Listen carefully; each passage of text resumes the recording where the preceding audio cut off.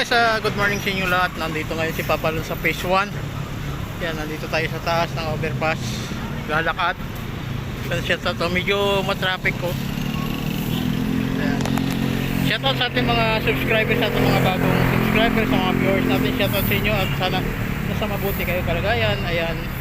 At nandito ngayon si Papa Lon. Naglalakad tayo dito sa overpass. Ayan, napaka-linis oh.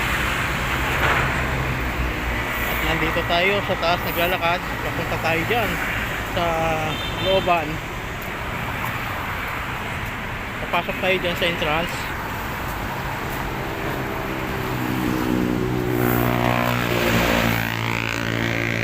Shoutout sa kay Ma'am Sonia Tayston. Ayan mga shoutout sa iyo. Nandito tayo, update tayo ngayon dito sa Manila Bay sa phase 1. Ayan, anong kaganapan dito kasi medyo matagal-tagal naman tayo dito na hindi nakabalik na kulang-kulang 10 araw. Ayan.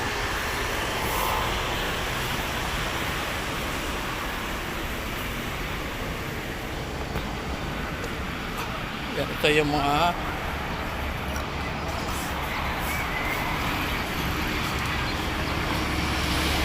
vendors natin dito. Maganda dito kasi malinis.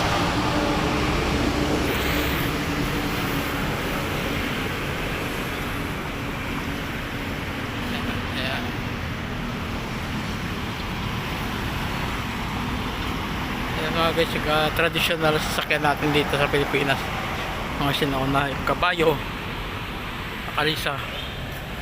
Ayan, ganda oh, dami mga halaman. Ayan, napakalinis. Sarap pa maglakad dito, kahit sabihin mo mainit siya, maramdam mo yung lamig dahil gawa ka ng nasa tabing dagat tayo. Maganda.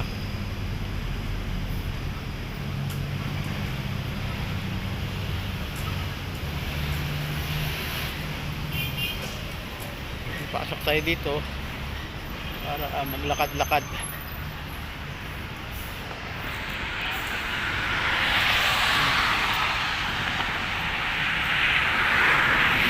Manila Bay, Dolomite Beach. Ayan, papasok naman tayo dito para maipakita natin sa inyo. Ayan mga guys, ito huwag nyo kalimutan dito yung mga plastic bottle, kailangan dito nyo iwan.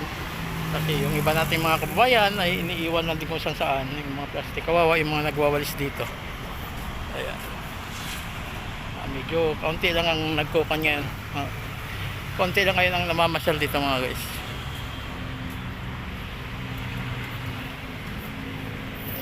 Ayan, update lang tayo dito sa inyo para mas maganda.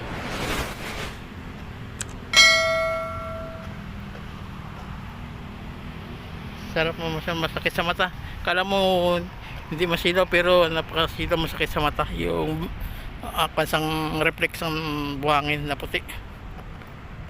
Masilaw. Ayan, napakagandang view dito ngayon oh. Grabe, ang ganda ng view.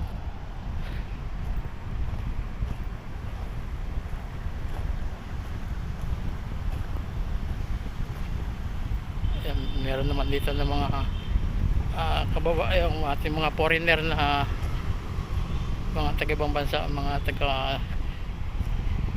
tawag dito yung mga taga-Africa at yung mga bisita sa ating bansa. Aliw na aliw talaga sila, nag-gukan talaga sila sa view din oh. Kitang kita din natin, nag-picture taking din sila, natutuwa din sila. Siyempre siguro walang dagat din sa kanila siguro, kaya natutuwa talaga sila.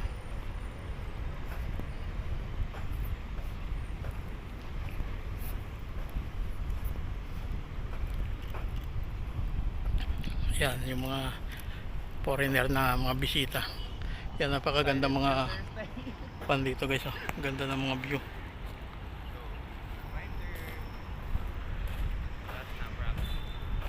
Yan yung mga, siguro mga estudyante yan dito sa Pilipinas, kaya nagawa na mamasyal sila dito.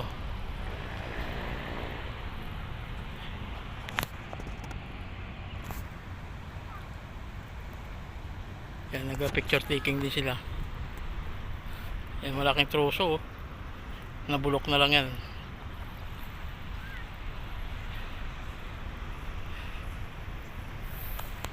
Yan yung mga pan dito, ang ganda. Ayan o, yung mga water lily, lumulutang. Ayan. Ang ganda ng mga view dito guys. Sarap maglakad-lakad dito. Kahit dito lang tayo sa loob na ipapakita natin sa inyo. Napakaganda. Ayan. Kaya lang, kagaya niyan, may mga basura pa rin dito. Ayan, tingnan nyo. Ang basura nila, nakabalot sa plastic. Ayan, may mga styro. May mga papangasang Lazada oh. Yung kulit yung na dinideliver. Ayan.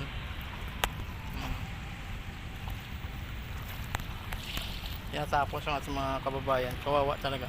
Dapat ay nilalagay sa tamang lalagyan.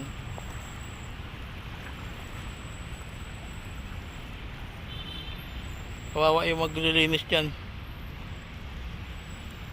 Dapat sana magiging kuwan tayo, bawat isa sa atin maging malinis tayo para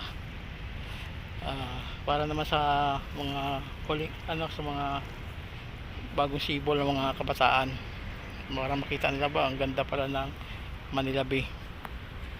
Kasi kung pabayaan din natin yung mga bagong sibol, tayo naman patanda na, sila yung mga bagong sibol naman, sabihin nila ba hindi na pangalagaan yung mga karagatan, kaya madumi.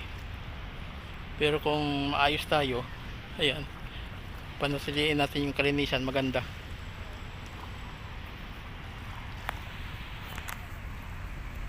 Ganda ng view mga guys oh.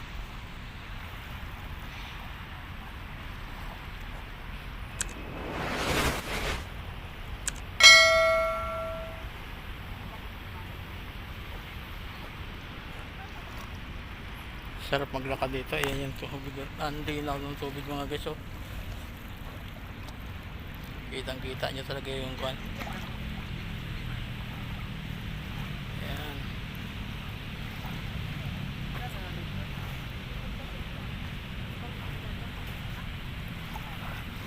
Kagaya yan mga styro na pagbayaan nila na nandiyan sa tabi, kakaroon pa rin ng dumi.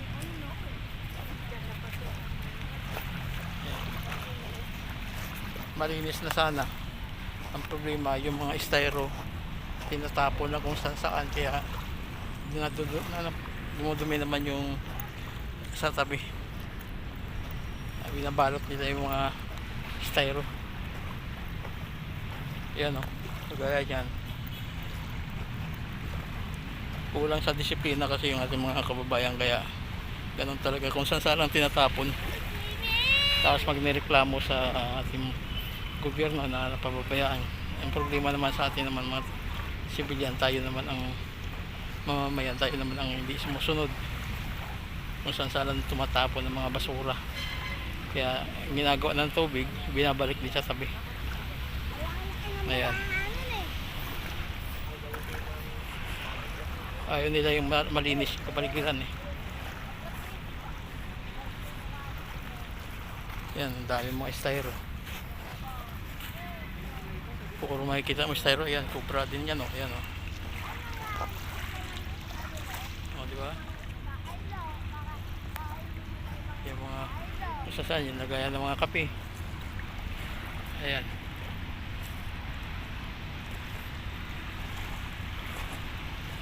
Okay guys, putulin ko na to. Tayo iuwi na rin. At ayan yung ating Philippine Coast Guard. Ayan, nagbabantay dito. Magsisitayan sa mga taong naliligo dyan. Ayan. Putulin na natin to, yung ating pagbablog. At tayo iuwi na guys. Maraming salamat sa walang sawang pagsuporta sa atin, sa walang ingat. Ingat po kayo. God bless. Hanggang dito lang muna. Bye bye.